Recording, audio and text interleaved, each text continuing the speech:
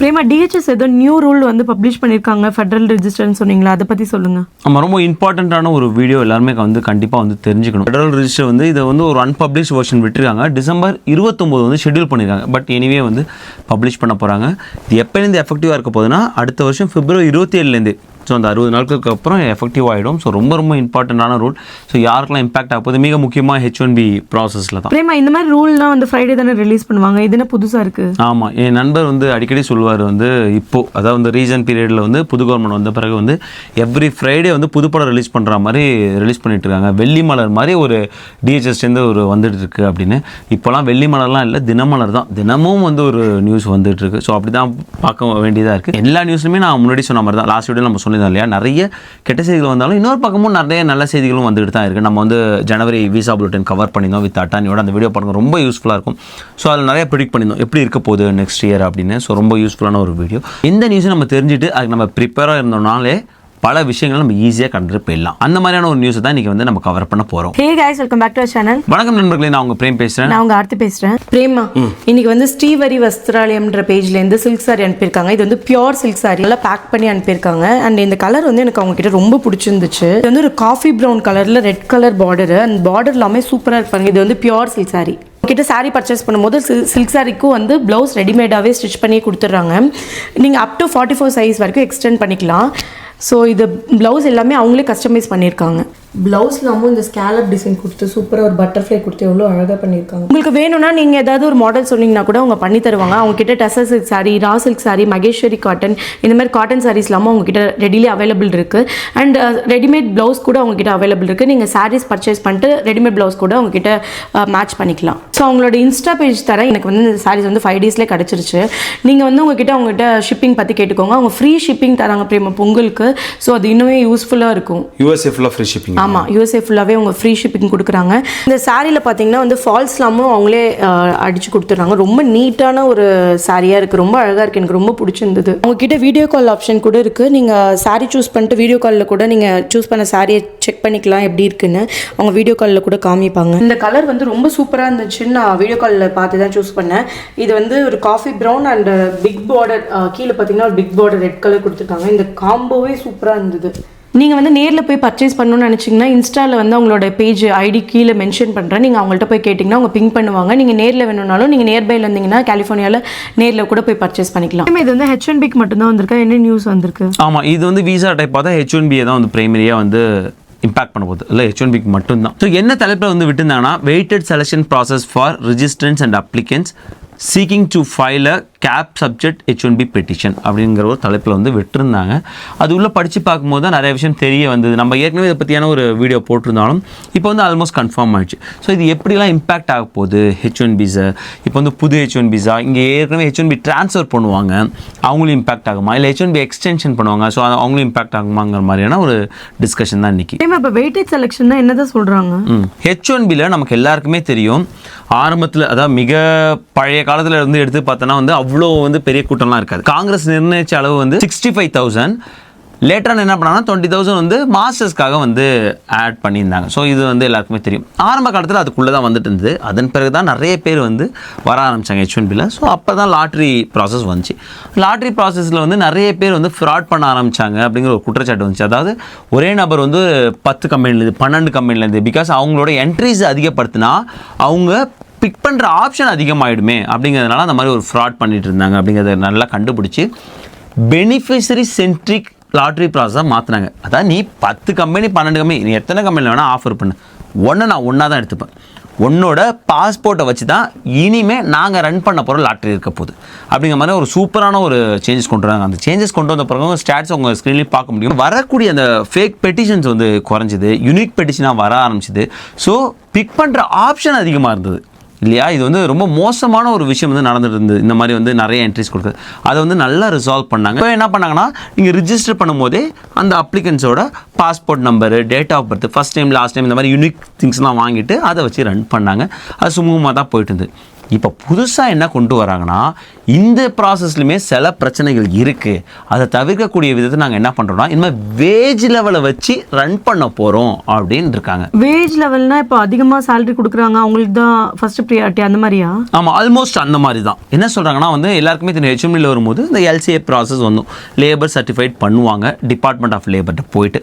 அப்போ என்ன பண்ணணும்னா இந்த நபர் இங்கே வந்து வேலைக்கு வர போகிறார், எந்த இடத்துக்கு வேலைக்கு வர போகிறான்னு சொல்லணும். ஒரு எடுத்துக்காட்டு வந்து சின்சினாட்டி ஓஹாயோக்கு அந்த நபர் வேலைக்கு வராருன்னா அந்த இடத்துல இப்போ சாஃப்ட்வேர் டெவலப்பராக வராங்கன்னா அந்த இடத்துல சாஃப்ட்வேர் டெவலப்பருக்கு எவ்வளோ சம்பளம் கொடுக்கணும் அப்படிங்கிறத டிபார்ட்மெண்ட் ஆஃப் லேபர் நிர்ணயிச்சிருப்பாங்க. நீங்கள் கூட போய் அதை பார்க்கலாம். flag.dol.gov வெப்சைட்டில் இருக்கு, நான் காட்டுறேன். ஸோ அந்த இடத்துல நீங்கள் போய் பார்த்தீங்கன்னா உங்களுக்கு லெவல் 1, லெவல் 2, லெவல் 3, லெவல் 4னு வச்சுருப்பாங்க. லெவல் 1ங்கிறது குறைந்தபட்ச ஊதியமாக இருக்கும், அதாவது ஒரு என்ட்ரி லெவல். அது லெவல் 2, லெவல் 3, லெவல் 4 தான் வந்து ரொம்ப அதிகமான ஊதியமாக இருக்கும். ஸோ இந்த மாதிரி வச்சுருக்கும் போது இதில் என்ன பிரச்சனை சொல்கிறாங்கன்னா நிறைய இந்தியன் கம்பெனிஸ் என்ன பண்ணுறாங்கன்னா லெவல் 1 சேலரி கொடுத்து இங்கே மக்களை வந்து உள்ளே கொண்டு வந்துடுறாங்க. அதாவது குறைந்தபட்ச ஊதியத்தை கொடுத்து உள்ளே வந்து கொண்டு வந்துடுறாங்க. இதனால் அதிகமாக ஊதியம் வாங்க. இப்போது அதே இடத்துல சாஃப்ட்வேர் டெவலப்பருக்கு நாங்கள் லெவல் 4 கொடுக்குறோன்னு ஒரு கம்பெனி சொல்கிறாங்க, லெவல் 1 கொடுக்குறோன்னா 2 பேருக்கும் ஒரே என்ட்ரி தான் போட வேண்டியது இருக்குது.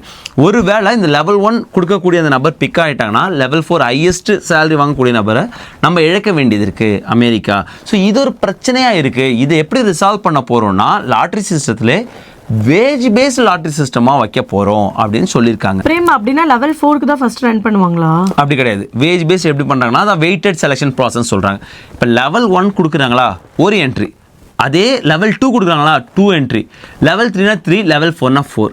இப்போ நான் ஒரு எக்ஸாம்பிள் சொன்னேன் இல்லையா, இப்போ இந்த நபருக்கு வந்து இதே சின்சினாட்டி ஓஹாயோவில் லெவல் 4 கொடுக்குறாங்க. இப்போ லெவல் 1ல் ஒரு நபர் வராங்கன்னா இவங்களுக்கு ஒரு என்ட்ரி தான் போகும், இந்த நபருக்கு 4 என்ட்ரி போகும். ஸோ இந்த நபர் பிக் பண்ணுற ஆப்ஷன் 4 டைம்ஸ் அதிகமாகும் இந்த நபரை காட்டிலும். ஸோ அதுதான் வந்து என்ன சொல்லியிருக்காங்கன்னா இது வந்து கரெக்டாக இருக்கக்கூடிய ஒரு விஷயமா இருக்கும். ஸ்டில் லாட்ரி இருக்குது, பட் என்ட்ரிஸை வந்து நாங்கள் வந்து அதிகப்படுத்துகிறோம், நீங்கள் அதிகமான ஊதியம் கொடுக்கும்போது அப்படி வந்து சொல்லியிருக்காங்க. இது ஒரு இதுலேயுமே வந்து ப்ரோஸ் அண்ட் கான்ஸ் நம்ம வந்து டிஸ்கஸ் பண்ண போகிறோம்.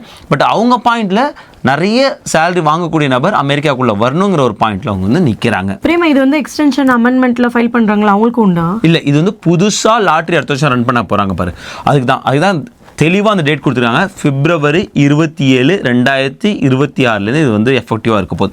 அதன் பிறகு மார்ச்சில் தான் வந்து ஓப்பன் பண்ணுவாங்க, கதை திறந்து ஓப்பன் பண்ணிட்டு நீங்கள் ரிஜிஸ்டர் பண்ண வாங்க அப்படின்னு கூப்பிடுவாங்க. ஏப்ரலில் லாட்ரி ரன் பண்ணுவாங்க. ஸோ மார்ச்சில் அந்த லாட்ரி புதுசாக H1Bயில் வரவங்களுக்காக லாட்ரி ரன் பண்ணும்போது இப்போ என்னெல்லாம் ஆட் பண்ண போகிறாங்க, நான் முன்னாடி சொன்னேன் இல்லையா, பெனிஃபிஷரி சென்ட்ரிக்காக மூவ் ஆகும்போது பாஸ்போர்ட் டீட்டெயில்ஸ் மேண்டேட்டரியாக இருந்துச்சு, அதெல்லாம் ஆட் பண்ணாங்க. இப்போ என்ன மேண்டேட்டரியாக இருக்க போது SOC கோட், சாஃப்ட்வேர் டெவலப்பர்னா அவங்களுக்கான ஒரு கோடு கொடுத்துருப்பாங்க. அந்த கோடு அந்த நபருக்கு நீங்கள் என்ன கோடு கொடுக்குறீங்க, இந்த இடத்துல வேலை இருக்க போது நீங்கள் என்ன லெவல் வேஜ் கொடுக்க போகிறீங்க, இந்த 3மே குறிப்பிடணும். ஏன்னா அதை வச்சு தானே உங்களுக்கு என்ட்ரியை போட போகிறாங்க. ஸோ அதை வச்சு அவங்களுக்கு எந்த என்ட்ரி கொடுத்துருவாங்க. அதனால் இது H1B ட்ரான்ஸ்ஃபருக்கோ எக்ஸ்டென்ஷனுக்கோ அது ஒரு பிரச்சனை கிடையாது. அமெண்ட்மெண்ட்ஸ்க்கோ இப்போதைக்கு எந்த பிரச்சனை கிடையாது, அதில் எந்த ஒரு சேஞ்சுமே கொண்டு வரல. பட் அதுலேயுமே வேஜஸ் வந்து இன்க்ரீஸ் பண்ணலாங்கிற ஒரு பேஜ் போயிட்டுருக்கு. இப்போதைக்கு எந்த பிரச்சனையும் இல்லை. புதுசாக H1B வராங்க, இப்போ இந்தியாவிலேருந்து வராங்க, அவங்களுக்கும் இங்கே மாஸ்டர்ஸ் பண்ணிட்டு புதுசாக H1B போடுவாங்களே அவங்களுக்கு தான் இது பெரிய இம்பாக்டாக இருக்க போகுது. இப்போ யாராவது லெவல் 4 கொடுக்குறேன்ட்டு லெவல் 1 ஏமாற்றிட்டாங்கன்னா ஆக்சுவலாக இது பண்ணுறதுக்கு வாய்ப்பு நிறைய இருக்குது இல்லையா. ஏன்னா வந்து ஏற்கனவே வந்து இந்த மாதிரி ஃப்ராட் பண்ணி தான் வந்து இந்த ஒரு சேஞ்சஸே கொண்டு வந்தாங்க. அவங்க தெளிவாக சொல்லிட்டாங்க, நீங்கள் சப்போஸ் நீங்கள் வந்து என்ட்ரி கொடுக்கும்போது நான் லெவல் 4 கொடுக்குறேன்னு ஒரு 4 என்ட்ரி அவங்க கொடுத்துட்டு எல்சிஏ போடும்போது அதே நம்பருக்கு நீங்கள் லெவல் 1 கொடுத்தீங்கன்னா ஸ்ட்ரெயிட்டாகவே டினை பண்ணிவிடுவோம் அப்படி வந்து தெளிவாக சொல்லிட்டாங்க. ஸோ அவங்க என்ன லெவலுக்கு என்ட்ரி கொடுக்குறாங்களோ அதே லெவலுக்கு தான் எல்சிஏ கொடுத்தாகணும். ஸோ என்ன மீனிங்னா அதே சம்பளம் தான் இங்கே கொடுத்தாகணும். நீ சொன்ன மாதிரி ஒரு வேளை அந்த ஒரு வருஷம் அந்த சம்பளத்தை கொடுத்துட்டு அதுக்கப்புறம் ஒரு வேளை டவுன்கிரேட் பண்ணிட்டா என்ன பண்ணுறது, அது நல்ல கொஸ்டின். ஆக்சுவலாக அதை வந்து யோசிக்க வேண்டிய ஒரு விஷயம் தான். ஏன்னா வந்து யூசிஎஸ் பண்ணும்போது அந்த அடுத்த வருஷமும் அதே சேலரி தான் கொடுக்குறாங்களா என்னென்னு மானிட்டர் பண்ணுவாங்களா என்னென்னு தெரியல. ஸோ இதுவுமே வந்து எகெயின் அதான் சொன்ன ப்ரோஸ் அண்ட் கான்ஸை பார்க்கும்போது இதுவுமே ஒரு பிரச்சனையை வந்து உண்டு பண்ணக்கூடும் அப்படிங்கிற மாதிரி தோணுது. யூசிஎஸ் வந்து அதுக்குமே ஏதாவது வந்து மானிட்டர் பண்ணுறதுக்கு ஏதாவது கொண்டு வருவாங்க அப்படின்னு நான் நினைக்கிறேன். இல்லைனா வந்து பெரும் பிரச்சனையை வந்து அது உண்டு பண்ணக்கூடும். இதுக்கு மேலே அந்த 100K ஃபீ வேறு இருக்குல்ல. ஆமாம், அந்த 100K ஃபீங்கிறது வெளியிலேருந்து H1B புதுசாக பண்ணுறவங்களுக்கு நமக்கு நிறைய வீடியோவில் பார்த்து கிளாரிஃபை கொடுத்துட்டோம். ஸோ இங்கே வந்து ஸ்டூடெண்ட்ஸ் வந்து H1B என்ட்ரி கொடுக்கும்போது அவங்களுக்கு எந்த பிரச்சனையும் இருக்க போகிறதில்ல. ஸோ வெளியிலேருந்து வரவங்களுக்கு இது வரைக்கும் லாஸ்ட் சூட் போட்டிருக்காங்க. பட் அது என்ன ஆகும்னு தெரில. மாதம் நெருங்கிக்கிட்டே இருக்குது. இன்னும் ஜனவரி, பிப்ரவரி, மார்ச் தான் இருக்குது. மார்ச்சில் ஓப்பன் பண்ணுவாங்க. இன்னும் சொல்லப்போனால் ஹார்ட்லி 2 months தான் இருக்குது. அதுக்குள்ளே அந்த லாஸ்ட் சூட்டுக்கு போட்டவங்களுக்கு ஆதரவாக வந்து கவர்மெண்ட்டுக்கு எதிரே வந்துச்சுன்னா அந்த ஃபீயை தூக்குவாங்க, இல்லைனா அந்த ஃபீ அப்படியே இருக்கும்.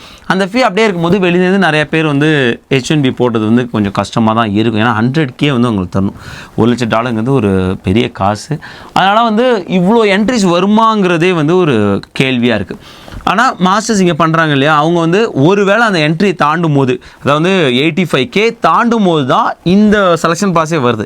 ஏன்னா லாட்ரிக்கு அவசியமே இல்லை இல்லையா, 85க்குள்ளே வந்துட்டாங்கன்னா லாட்ரிக்கு அவசியமே இல்லை. ஸோ அதனால் வந்து பிரச்சனை இல்லை. ஒருவேளை நிறையா வந்துட்டாங்க, இதையும் தாண்டி நிறையா வந்துட்டாங்கன்னு வச்சுக்கோங்க, என்ன பண்ணுவாங்க, பழைய முறைப்படி ஃபஸ்ட்டு மாஸ்டர்ஸ்க்கு ரன் பண்ணுவாங்க. அந்த மாஸ்டர்ஸ் ரன் பண்ணும்போதும் அதே என்ட்ரி தான். மாஸ்டர்ஸ் படிக்கிறவங்களுக்கும் யாருக்கு நிறையா கொடுக்குறாங்களோ அவங்களுக்கு 4 என்ட்ரிஸ் இல்லை லெவல் 1 என்ட்ரிஸில் ரன் பண்ணிவிட்டு அதன் பிறகு வந்து ஜென்ரல் கோட்டா வந்து ரன் பண்ணுவாங்க. ஸோ அந்த ப்ராசஸ் அப்படி தான் வரும். பட் வந்து 100K ஃபீ வந்து ஒரு பெரிய ரோல் வந்து ப்ளே பண்ண போகுது. இந்த மாதம் ஏதாவது கோர்ட்லேருந்து ஒரு ரிசல்ட் வந்தால் தான் ஒரு தெளிவு இருக்கும். இல்லைனா வெளிலேருந்து புது H1Bல வந்து ரொம்ப ரொம்ப கஷ்டம். பிரேமா இதில் இன்னொரு லூப் ஹோலாக பார்க்குறது என்னன்னா, கம்மியான வேஜ் கொடுக்குற அந்த லொக்கேஷன் பார்த்து சூஸ் பண்ணுவாங்கல்ல. கரெக்ட், சரியான ஒரு பாயிண்ட் சொன்னேன். இப்போ SFOல லெவல் 4 சேலரி ரொம்ப அதிகமாக இருக்கும். ஈஸியாக வந்து ஒரு சாஃப்ட்வேர் டெவலப்பருக்கு 200Kக்கு மேலே போயிடும். அதே நீங்கள் எடுத்து பார்க்கும்போது ஏதாவது ஒரு சின்சினாட்டி எடுத்துப்போம், நம்ம ஒஹாயோவில் இருக்கும், சின்சினாட்டியில் பார்க்கும்போது 150K கீழே தான் வரும். இப்போ என்ன பண்ணுவாங்கன்னா, இதே வந்து சின்சினாட்டியில் போடுற ஒரு கம்பெனிக்கு ஆப்பர்ச்சுனிட்டிஸ் அதிகமாக இருக்கும். இப்போ 150Kக்கு தான் எடுக்கணும்னா உனக்கு SFOல வந்து என்ட்ரிஸ் கம்மியாக தான் கொடுத்தாகணும். பட் சின்சினாட்டில் 4 என்ட்ரிஸ் கொடுக்கலாம். ஸோ இது ஒரு பிரச்சனையாக தான் பார்க்கப்படுது. அதாவது சில லொக்கேஷனில் எந்த லொக்கேஷன் நமக்கு தேவையோ, பெரிய ப்ரைம் லொக்கேஷனாக இருக்க SFO நியூயார்க்லாம் பார்க்கும்போது உங்களுக்கு ஆளுங்களை எடுக்கிறது ரொம்ப கஷ்டமாயிடும். பிகாஸ் வந்து ஆப்பர்ச்சுனிட்டிஸ் கம்மியாகும். நல்ல பாயிண்ட் சொன்னேன். flag.dol.go வெப்சைட் நீங்கள் வந்து போகலாம். நீங்கள் போயிட்டு இன்றைக்கி கூட உங்களுக்கான எவ்வளோ சம்பளம் தராங்க, என்ன லெவலில் உங்களுக்கு தராங்க உங்கள் கம்பெனி அப்படின்னு செக் பண்ணிக்கலாம். ரொம்ப சிம்பிள். ஸோ நீங்கள் இந்த நான் சொன்னேன் இல்லையா ஆர்த்தி, இந்த SOC கோட், இதுதான் இந்த SOC கோட். இல்லை நீங்கள் டைப் பண்ணிங்கனாலே வந்துடும். இப்போ நீங்கள் வந்து எது டைப் பண்ணுறீங்களோ அதற்கான அந்த இது வந்துடும். அதில் நீங்கள் வந்து செலக்ட் பண்ணிக்கலாம். இப்போ நான் வந்து முன்னாடியே சாஃப்ட்வேர் டெவலப்பர் செலக்ட் பண்ணிட்டேன். கலிஃபோர்னியாவில் SFOல பார்க்கும்போது நான் முன்னாடியே சொன்ன மாதிரி லெவல் 4 வேஜ் பாரு 213K கொடுத்தா தான் நீங்கள் வந்து லெவல் 4 வேஜ். Level 1ங்கிறது 135K. இதே சினாரியோவை நம்ம எக்ஸாம்பிள் சொன்ன மாதிரி சின்சினாட்டி ஒஹாயோவில் எடுத்துக்கிட்டிங்கன்னா லெவல் 4 133K தான். 133K கொடுத்தாங்கன்னா நீங்கள் சின்சினாட்டியில் ப்ளேஸ் பண்ணுறீங்கன்னா உங்களுக்கு 4 என்ட்ரி, SFOல ப்ளேஸ் பண்ணிங்கன்னா 1 என்ட்ரி. ஸோ இந்த ஒரு பிரச்சனை வந்துடுது. அதனால் ப்ரைம் லொக்கேஷனில் புதுசாக H1Bல போகிறது கஷ்டமாக இருக்கும். அதர்வைஸ் என்ன பண்ணுவாங்கன்னா, கன்சல்டன்சி வந்து என்ன பண்ணுவாங்கன்னா, அவங்களோட லொக்கேஷன் எது ரொம்ப கம்மியான வேஜஸ் கொடுக்குறாங்களோ அங்கே ஆளுங்களை எடுத்துகிட்டு அப்படியே ஒர்க் பண்ண விடுவாங்க. ஸோ இந்த ஒரு லூப் ஹோலுமே இருக்குது. ஒரு நல்ல பாயிண்ட் வந்து நீ சொன்ன. ஸோ இதெல்லாம் எப்படி வந்து USCS வந்து நிவர்த்தி பண்ண போகிறாங்க அப்படின்னு தெரியல. ஐ ஹோப் வந்து USCS வந்து அதெல்லாம் நிவர்த்தி பண்ணுவாங்கன்னு நம்ம நம்பலாம். பட் என்ன ஆகுதுன்னு பார்ப்போம். மிக முக்கியமாக அந்த 100K அதுதான் வெயிட்டிங். ஸோ நெக்ஸ்ட் மந்த் வந்து ஹியரிங் இருந்தால் நம்ம அந்த வீடியோ வந்து கவர் பண்ணுவோம். ஐ ஹோப் உங்களுக்கு இந்த வீடியோ யூஸ்ஃபுல்லாக இருந்துன்னு நினைக்கிறேன். மறக்காம நம்மளோட சேனல் லைக் பண்ணுங்க, ஷேர் பண்ணுங்க, சப்ஸ்கிரைப் பண்ணுங்க. மறக்காம அந்த பெல் ஐகானை தட்டி விட்டு போங்க. தேங்க்ஸ் ஃபார் வாட்சிங் திஸ் வீடியோ ஃப்ரெண்ட்ஸ். நன்றி.